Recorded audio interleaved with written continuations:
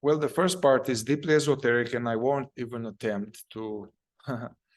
But the second part seems somehow related to the master's power is like this. He lets all things come and go effortlessly without desire. This seems to, I mean, we can totally apply this to our, let's say in a meditation. In meditation, we try to witness and let things come and go effortlessly without desire to change it, to get rid of it. I often remind and it's an important part of our work to have this attitude towards our emotions, which is, I know it's hard, to let all things come and go effortlessly.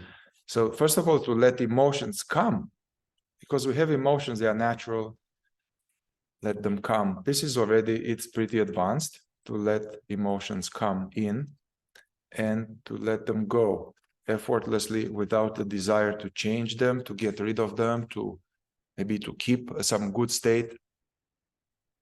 There was some wise man was saying, like, don't try to keep the angels to stay, and don't try to get rid of the demons that are coming.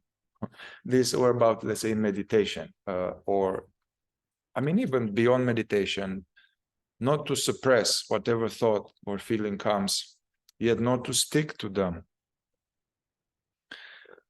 He never expects results, thus he is never disappointed.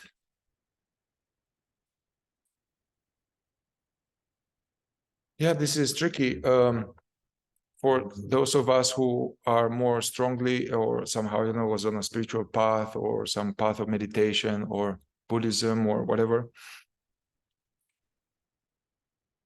we might have developed this agenda to attain something, to expect a result.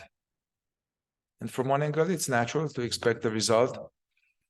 But anyway, this is important to be alerted about this trap.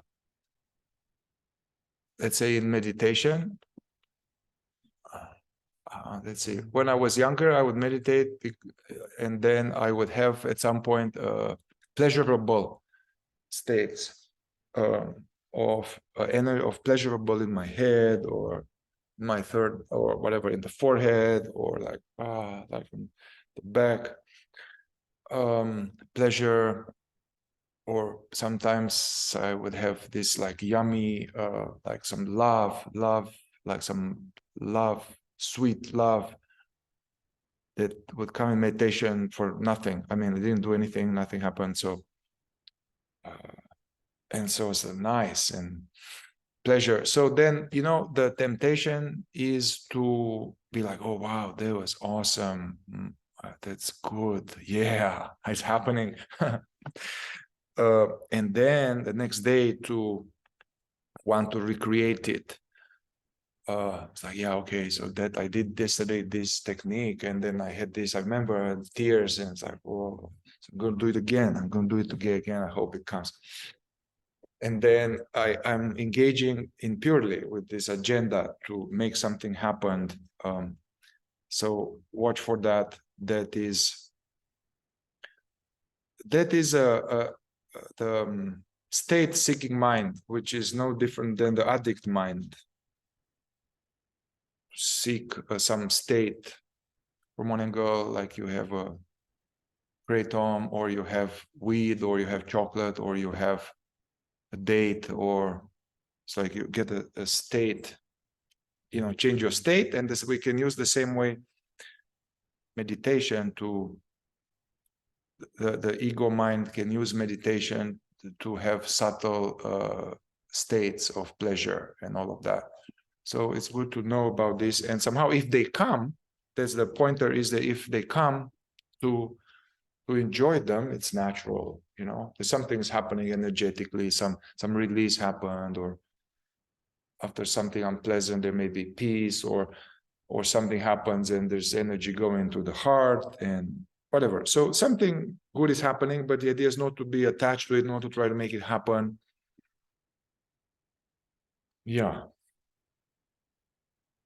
In the Zen tradition, they will say like, if you, this is more like for people, let's say they are really meditators, and there may be this thing in the back of the mind to attain something. I used to have this strong. But in the Zen tradition, even 1,000 years ago, they would say, if you sit zazen, like meditation to attain enlightenment, you are wasting your time. Just know that you are wasting your time. And the master would say, we sit zazen, we sit witness meditation to experience our true nature, not to attain enlightenment. So we meditate to experience our true nature, not to attain enlightenment. This term true nature, we meditate to experience our true nature. The idea is that our true nature is that which is aware right now, that which is hearing, that which is aware of bodily sensations right now, that is presence. Our true nature is the presence. Why do they call it true nature? I don't know, but I guess it's a term from the East, but it makes sense because what is more true, what is never change, they call it true nature because the presence which is aware right now, it never changes.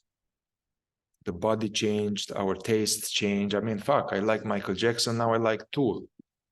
It's a big difference. So all this changed, but the presence which was listening to Michael Jackson as a 9-year-old, it's the same presence that's listening to Tool now.